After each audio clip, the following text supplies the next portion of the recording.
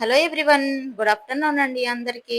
ఈ రోజుల్లో జనాలు ఎలా ఉన్నారంటే, ఒకరు మంచిగా బాగుపడి ఎదిగారనుకోండి, మంచిగా ఒక స్టేజ్‌కొస్తే మాత్రం తట్టుకోలేరండి. అసలు వాళ్ళంత స్టేజ్‌కి ఎందుకొచ్చారు? ఎలా వచ్చారు? అసలు రాకుండా ఉంటే బావుండు. వాళ్ళని ఎట్లా మనం కింద పడేయాలి? ఎట్లా అణిచేయాలి? అన్న దాని మీదనే దృష్టి పెడతారు. లేదు వాళ్ళు ఎదగలేదనుకో, వాళ్ళని మాత్రం అబ్బా! వాళ్ళు ఎదగలేదులే, హమ్మయ్య! అనుకోని సంతోషపడతారు. మనం ఎదిగితే సరిపోదండి. మనతో పాటు నలుగురు ఎదగాలని ఆలోచించాలి. అంతేగాని ఒకరిని ఎదగకుండా చేయడానికి మాత్రం ఎప్పుడూ చేయకండి. అది చాలా తప్పు. వాళ్ళు ఎంత కష్టపడి, ఎంత రాత్రింబవళ్ళు తిండి నిద్రలు మానేసి, ఎంత కష్టం చేస్తే ఆ స్టేజ్‌కొచ్చారో ఒకసారి ఆలోచించండి.